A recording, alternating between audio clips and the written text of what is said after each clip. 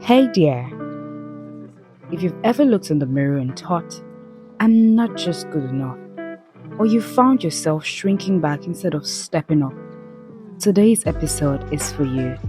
And on today's episode, we are diving deep into low self-esteem, what it is, where it comes from, and most importantly, how to start believing in yourself. I'm still your able host, Vidora, and I have with me Mr. X, as always. And we are going to dissect low self-esteem.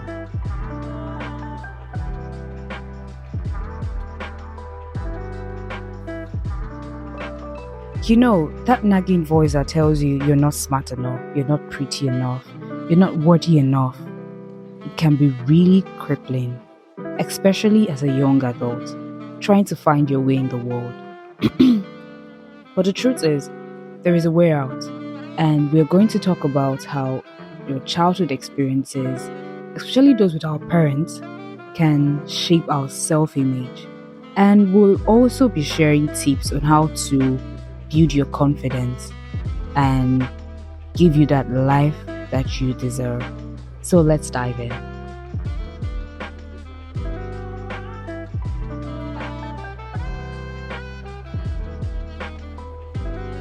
What's the reason? First of all, there's the presence of low self-esteem. Well, it's a kind of low self-esteem that you have to be trained clinically to be able to know that it's there. It's like when you say somebody like Abacha had low self-esteem, somebody will tell, how Abacha? For what? Was a strong man. It was this, it was that. But I say the way he stole money, the voracity at which he stole the money, the direct intentionality of the way he went about stealing money was him trying to make up for something. Something he deserves. And what was he trying to make up? He was trying to compete with Marina. That's what made him steal her down. So that level of stealing was driven by low self-esteem. So that's to say that a lot of the things that we do as human beings sometimes actually comes from a place of low self-esteem.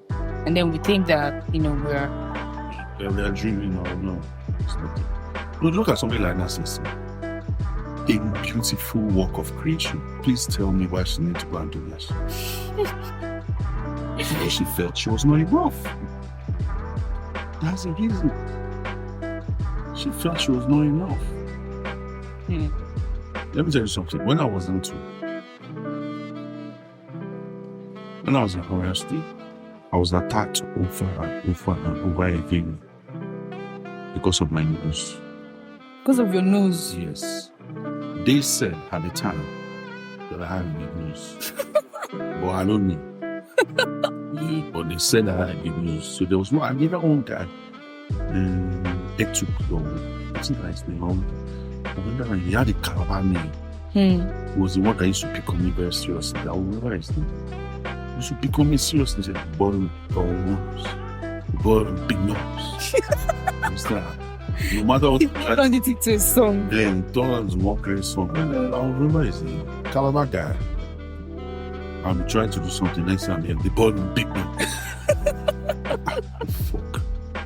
You understand? And then he called other people's attention to this news like, It's like doing that. Exactly. So other people say, big news, big news. You understand? And the guy, I couldn't fight him. He looked like he was called that. You understand? So I remained in that debasing, issue. And the thing started eating up my self-esteem. So I started becoming conscious of the news, even though I couldn't see how the news was one issue. Because when I look at myself in my primary school pictures, I was beautiful. I was like, it's in school. I was like a magic. Like if you see me in the forest, you're supposed to. It's true now. See how I look like an umbrella, like a young secondary school. In secondary school. But if you see me in primary school, I was well kept. So you see me in my Red Cross uniform. So I don't know where he saw the news. You understand? I look at myself in primary school. I look good. Even in secondary school, I see this news. But besides the business. Calaban and the name is meaning that that's a boy with big hormones, the boy with big hormones, the boy with big hormones. They decided to take the life of his own. People started looking at me like I had a big nose. You understand? And she started eating at my self-esteem. So over the years, as I grew older, like going to early teenage, mid-teenage years, I'll be telling people that once I get money, the first thing I'll be to adjust your surgery to adjust my nose. You understand? It was a lifetime ambition. And then I kept following up on it. I saw what happened with Michael Jackson. But later I discovered that the surgery technologies they the next I couldn't leave my eyes. I went to toilets and I had to go to toilet where I would wait for people who are waiting to leave. The place was a mess. People were doing all sorts of short puts and amputating and disputing. You understand? It was ridiculous. All of us were sick for a very long time, for over 2 years, until we had to adapt. The sanitation work. But when you're living in the Yoruba, the downroad, the level of people is something that needs to be studied. They are dirty. So we were poor. But my parents never allowed us to be poverty. So ordinarily, when we mix up with other children, if the inferiority complex is supposed to Exactly. it's a natural thing. Yeah. It's not something that is out of the ordinary. It's a natural thing. You live in a two-room, face me, face you apart. I remember then I didn't even want Steven to visit. And if you ask Steven, do you know that as close as me and Steven is, I never visited him. Up till now, Steven talks about it up till now. Even when we finish secondary school, say, come, I have a whole duplex to myself in Aba. Let's go to Aba. Then, when DSTV was like having a satellite phone, he had DSTV. I did not go. What made me not to do this? Different. Because if I go to him, He won't naturally he will come to me. You understand? So it took a long time for me to agree that Stephen could visit me. And when he visited me, I didn't see any judgment in his eyes. That's a true friend. You understand? He was more pressed about the friendship than this cave you are coming out from. Exactly. Fuck, man. This is where you live. It was like issue. So I was conscious of it, but it did not affect my confidence. Because those are two completely different things. I was conscious of the poverty, but it did not affect my state of mind, did not affect my self-esteem. So when we mix up with people who are richer, they expect the low self-esteem feedback. Yeah. They don't get it. At first they are confused and they adapt. And then they come to our house and sit down like nothing is going on. You know, they are happy, you know. So because we sold to them that we are not poor, they bought into the fact that we are not poor. Yes, people may be living here because of one thing or the other. Yeah. But we're there for more than 20 years. Whoa. Yeah. All the people we made friends with, they were all richer than us. They lived in massive duplexes, mighty 3-bedroom apartments. We lived in a 2-room apartment. Face me, I slap you. I slap you. My neighbor will come out in the morning, tying a towel that looked like it's a towel that Abraham left behind for him. You know, when you come out in the morning, that's when you see. If you are coming to greet me, that's the first person you see. You know that, yeah. You live in the snow. So I know how people will come, they look at me. They give me that look. And then I'm still looking back at them like, what? Then they kill it. So all they need is to feed into your low self-esteem. And when it's not available, they feed into your confidence. Yeah, it's crazy. So the issue of low self-esteem begins from your parents. My parents shielded us from that poverty. They made us not to see the poverty. They made us not to feel the poverty. They gave us our confidence. We still went to great schools, competing with people that had money. I remember then my brother was going to school, that school bus would come and pick him up. Costa, brand new bus would come and pick him up. He would be like, this guy, fuck. Don't hurt to say level. So even people were living inside giving us respect. We went to private schools. Went to private secondary schools. It was hard. We're supposed to do the same level now. We're supposed to go public school where they have roof, where they make noise from morning to night, where the uniforms are bad. You know, all those kind of stuff. So even the people we lived with started knowing that, oh, these people don't belong here. So the question is, what are they doing here? Who are they running from? What are they running from? Who are they? These questions were there. So the most important period in a child's life is that 0 to 8 years. That is what makes up their personality. It's what makes up their personality. So when you see me, no matter how much you beat me, no matter how much you browbeat me, no matter how much you try to pound my personality, or pound me emotionally, or pound me psychologically, you cannot kill my spirit. Because the spirit is made in gold, solid, foundation. So touching is a foundation. So once that foundation is solid, it's like when you miss out speaking the right English as a child, you struggle for the rest of your life. You can never know it all. You know. Childhood is a cradle. Exactly. So that is the most important, and that's probably the only thing I learned from my parents. You understand? They were able to shield the poverty from us.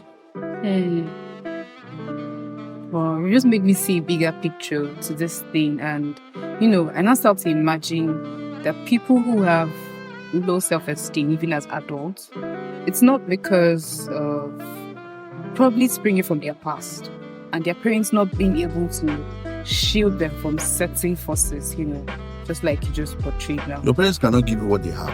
They cannot give you what they want. First of all, your parents, even if they are not educated, at least they need to be exposed enough to acknowledge that that problem is present and there's a way to go about it.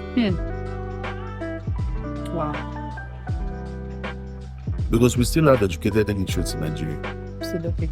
And we have people who are exposed who do not know, because illiteracy here, the indices for illiteracy is measured to the extent of a lack of university degree. True.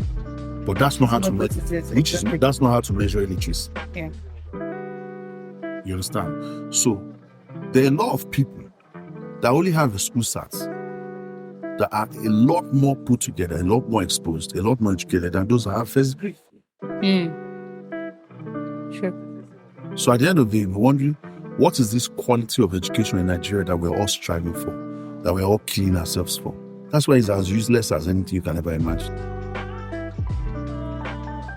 Somebody finished from university and person cannot be engaged in a basic conversation, cannot defend himself, cannot put his ideology out there effectively, cannot communicate clearly. Many cannot even write effectively. But they pass through 4 years of university. But they pass through 4 years of university. So that those universities, they need to be bombed. Because as far as I'm concerned, we are developing mortuary attendants. Yes. And mechanics. If you've ever been to a typical Nigerian mechanic, at every given time, he has no idea what is wrong with your car. He's making it. Just making it up as it goes. And then the older they are, the more experience they have. So when they've made mistakes on cars over the years, but they've seen similar things over the years, they're able to tell, okay, is this, is that, is this, is that. But yet, the ones that are thieves will still find a way to cheat you. Even when they know what is wrong with your car. So it's the same thing with the medical people. They are making it up as they go. So in fact, you're only safer in the hands of the doctor who has spent at least 25 to 30 years. The older the doctors are, especially if they are still in the right mental health, the older they are, the better, especially for a country like this that is infrastructurally behind in terms of medicine and technology. So, you know, that's how it works. So sorry to deviate a bit. The NYSC has lost its plot. The ideal reason why the NYSC was set up It's for federal. it has been lost. The essence of NYSC was for integration. Has it really been able to integrate this country? Yes. No. So it has failed in its primary purpose. So what are we supposed to do? Is to give it a new direction or to dismantle it completely. Now I see, excuse my language, big booty girls with big asses, massive thighs, rolling up and down, saying they are doing NYSC. They are paying them money that they do nothing. First of all, the NYSC is an economic waste to the graduates who serve that purpose. And then the money that is paid to them is equally of an economic waste because it does not serve any real purpose. Yeah. That money could be put to other use. They put back into the educational system. If we gather all that money and share it among the federal universities, it's something. True. We do not place premium on people's lives in this country. Yeah. That is why you will see a girl that just last week she was making nails. She's giving you injection because she's an auxiliary nurse. That is how unimportant human life is in Nigeria. So sad. So when we need to start from somewhere, you understand? Affordability of healthcare is the prerogative of the government. It's the prerogative of the government. But we first have to be sure that we are bringing out actual doctors, not killers. Interesting. So going back to low self-esteem, and how we've seen play out in society, do you think that some of the behaviors that women exhibit now, for example, going to change their body parts and all of the additional things that they do you think that it comes from a place of lack of self-esteem? Why do people bleach? What is the fundamental need to bleach the surface of your skin and bring out the one that is underneath? Probably because I think people do not approve of. It's because you think you're not enough. That feeling of not being enough is... And on a deeper level, it's self-hatred. And they claim it's self-love. No, it's self-hatred.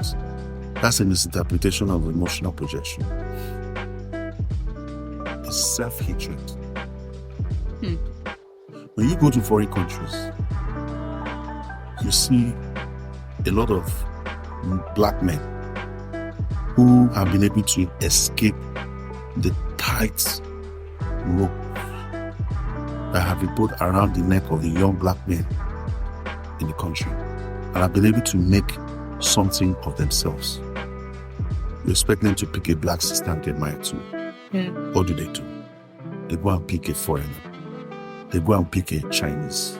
They go and pick a Japanese. They go and pick a white girl, most especially white girl, or they pick a Latino. They are trying to find themselves within their partners. Which is something that you can't find in themselves. So it emanates from low self-esteem. This low self-esteem thing is broad. When you are growing up as a child in America, if you're a black child, you don't have too many errors to make before you are completely destroyed. You only need to make a little mistake one day, and you're either dead, or you're in prison, or they put something on you that you never even did because you were in the wrong place at the wrong time. There are no second chances for black children. That is why you see excellent black people like Obama. They'll tell you it's like he was born to be president. He doesn't even have a packet ticket to his name.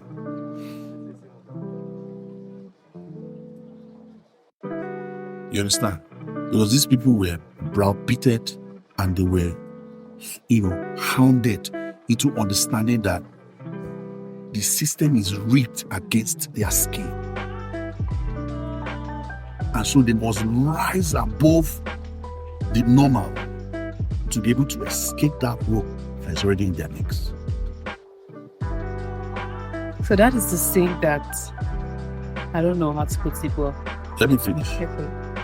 Now, when you in America have a child that is 16 and wants to drive, even before he learns how to drive, what's the first thing you start teaching that black child? How to respond to police. Because the police will shoot him if he makes any fun move. Police have shot so many innocent black kids. So that kid will be the first, neither will he be the last. And nothing's gonna happen. And nothing will. So you see, when an officer flags you, you stop, you put your two hands on the steering, you stay forward, you wind down.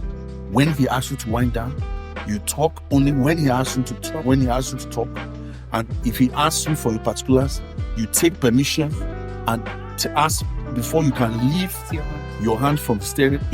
So when you live in that kind of perpetuity of fear and subjugation of your person, the limitation of your race is the first thing you're introduced to from the time you're out. Which creates the momentum and the clear foundation for a clinical low self-esteem situation. And the most deadly of it is that one that is not well known, is not well pronounced. Which is? Which is that you think you are confident, but you're actually not. Your decisions are stemmed from fear. Your decisions are stemmed from what you feel you lack, or what you look forward to being, or what you think is more superior. Now, I want you to compare another black child, but who is going to be raised under completely different circumstances. The black children of somebody like Robert De Niro. His wife is black, so his children are black. He has 4 black boys. Do you think Robert De Niro will train his children the way an average black family will train their black children? No. These are black children with white mentality.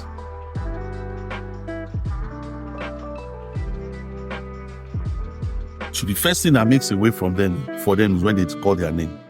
Whatever De Niro. Then eyebrows you. Fuck, you're black. Is your father Robert De Niro? Oh yes. The way is good.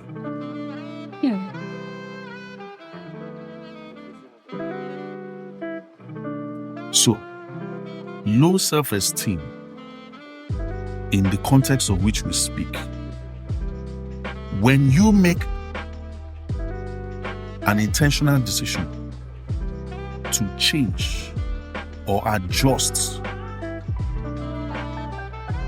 your physical features, it means that you are not happy with what you represented physically or physiologically. And that is a clear sign of low self-esteem.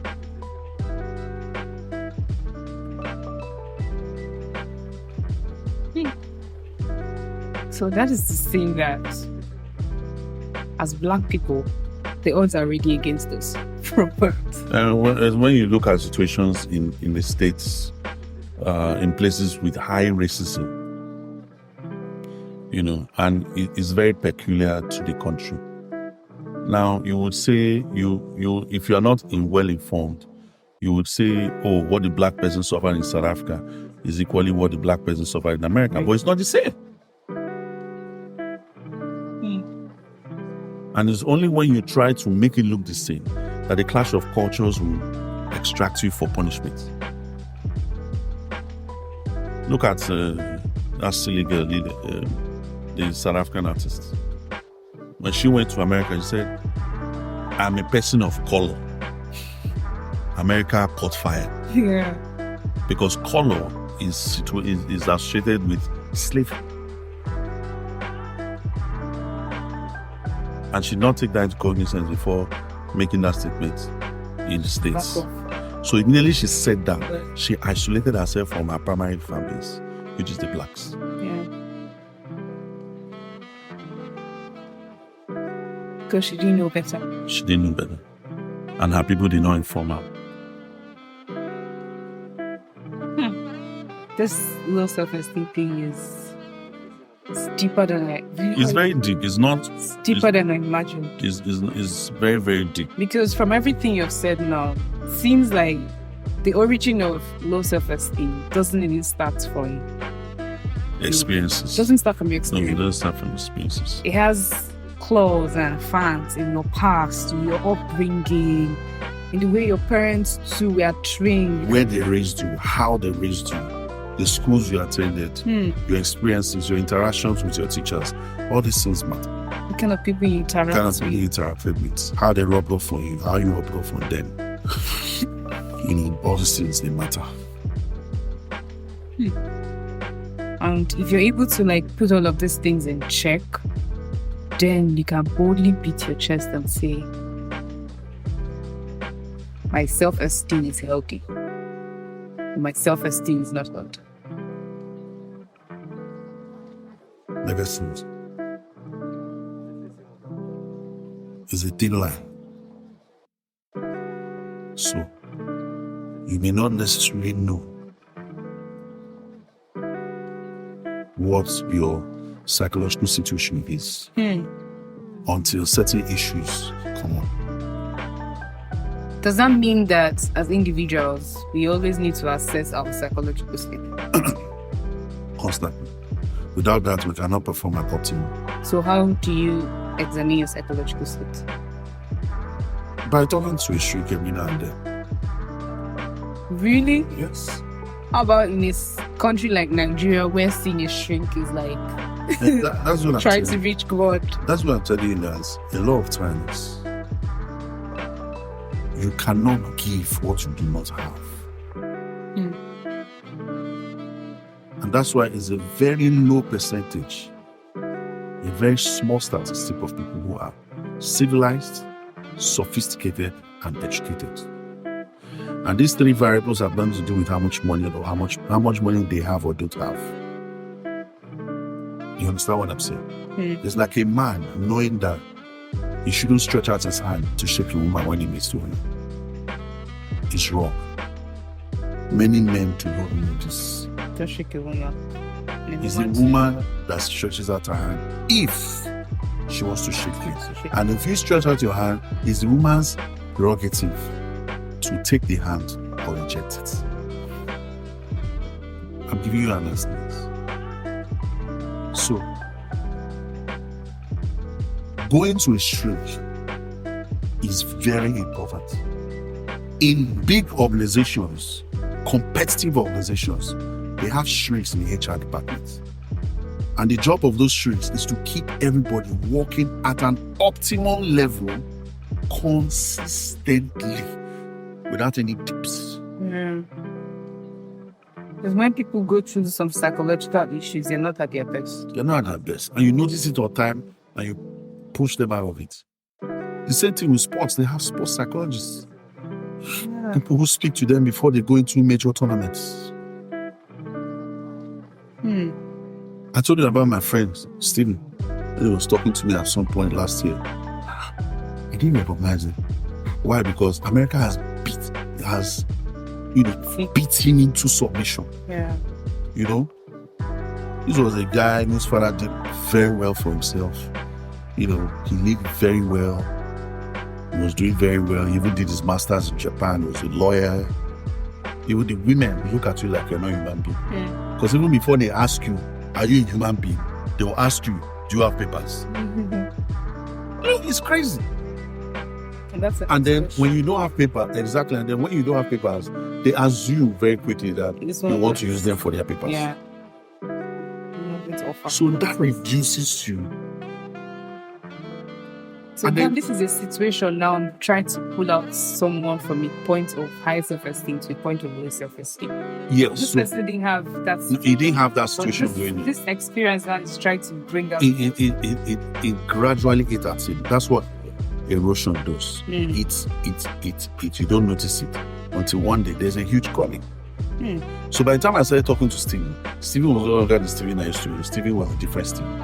Stephen had accepted that he may not go past a certain economic level.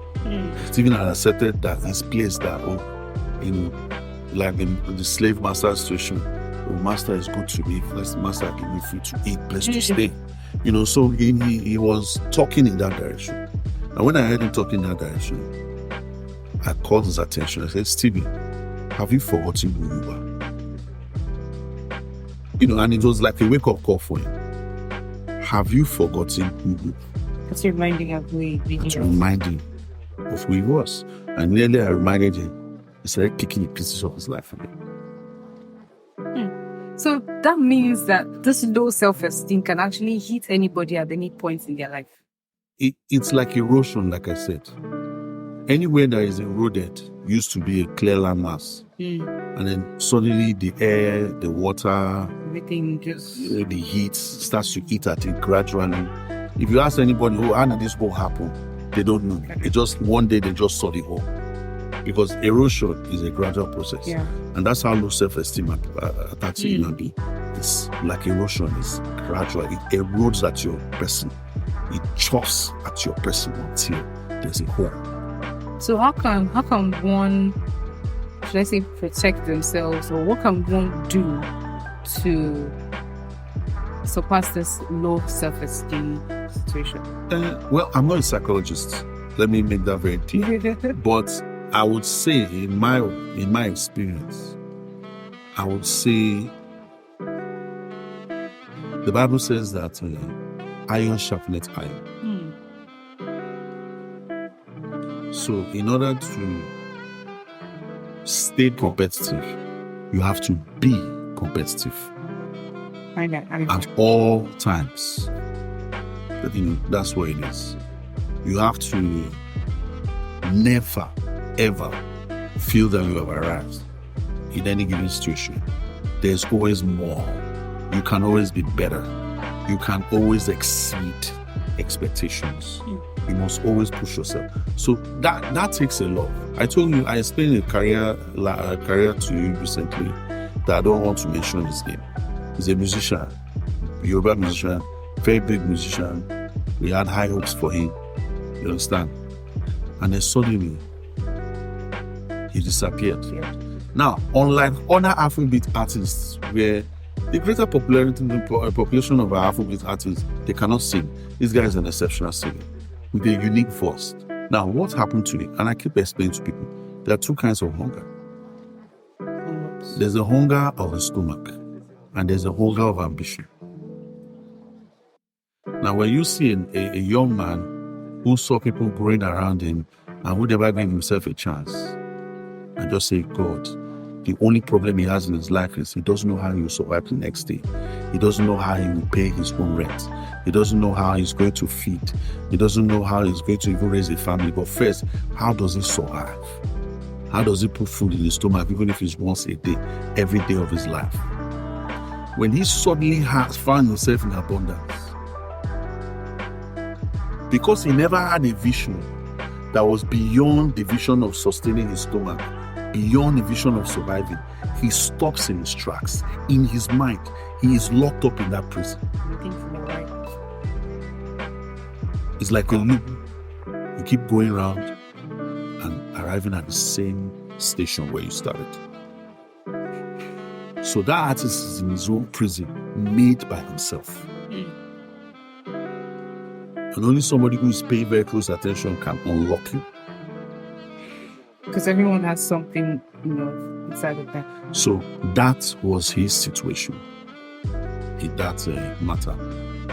And what this can lead to, if he's trying to push himself and he does not quickly realize what the issue is that inferiority complex will actually kick in. He has tried to do something else. I think it was politics, he failed. So if you push, and he can't do it. If he's not careful, the window for low self-esteem will begin to show up. That's a very good indication for low self-esteem to creep in. Because he has all it takes and he can't understand why he can't move beyond this point. And then he's watching others around now, taking his place, running him over, and calling him legend. Before now, when you call somebody a legend, the person used to be a dead person. You understand? But now we have living legends. So I'm sure he doesn't want to be a living legend. He wants to be chopping money up till now. So that's just the point. So I'm just trying to explain to you how windows or pockets of opportunity for low self-esteem can creep in. So the only way to avoid it is to constantly push yourself. Constantly be competitive. Constantly keep moving the goal lines. Keep pushing yourself. How do we match that up with associating with the right people? Associating with the right people is wide, like it's a vague concept. Because some people associate with the right people because of the circumstances of their birth. Some people associate with the right people because of the circumstances of their position. Some people are surrounded by the right people by chance. Okay. So it depends. So, one last question. What parting words can you give to the youngest generation? That's the Gen Zs and possibly the millennials, because I kind of feel like a lot of millennials are drowning in depression and springing from a lot of issues. So, what parting words do you have for the Gen Zs who, because I know, like, growing up as a Gen Z, the situation of the economy of Nigeria had already become bad. So a lot of Gen Zs, like, they literally grew up in poor homes, impoverished homes, which for some people may have affected their psychology and all of that. What parting words do you have for Gen Zs? First of all, I just got to know about this Gen Z millennial thing very recently. Like to, I wasn't following that trend. Because you're a baby boomer. Very fun. But like I said, you can't give what you don't have. And the foundation of our lives is set on the blackboard by the handwriting of our parents. Right. But what I'll say is, waxing philosophical is, when the bird learns to fly without perching, the hunter should learn to shoot without missing. Every opportunity should be taken as your last, and you must always live in the moment. Be present at all times, because opportunity only meets those who are prepared. That's all I will say for that. So to every Gen Z listening who battled poverty and a lot of hardship growing up and has totally told themselves, this life, I cannot amount to anything. Let the words of our guests today inspire you and uplift you from the low spirit that you have dragged yourself into, and always push for the best. Try and be competitive. Like, whatever you are now is not the end of you. You can always do better and can always achieve more and more and more. And that brings us to the end of our episode of the Interweave podcast. I hope you were impacted in some way. Do well to share your thoughts, your questions, so that in our next episode, we can be able to answer your questions and probably discuss on whatever questions that you get to ask us about and probably turn it into our next topic. Thank you, Mr. X, for always giving us your very, very intellectual insight. So thank you. Until next time, we will see you again on the Interweave podcast. And until next time, thank you guys for listening. Bye-bye.